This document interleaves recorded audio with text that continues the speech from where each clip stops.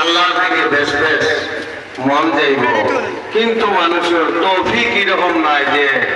আমি আগুন লাগাই ইবাদত করতাম, কিন্তু তোমারে ভাই আল্লাহ তৌফিক দান করছেন আগুন লাগাই ইবাদত করা। হ্যাঁ, যে সময় তুমি তৌফিক আছে আল্লাহ তাআলার ইবাদত করতে হয়, বেশ বেশ করে ইবাদত করার তৌফিক আল্লাহ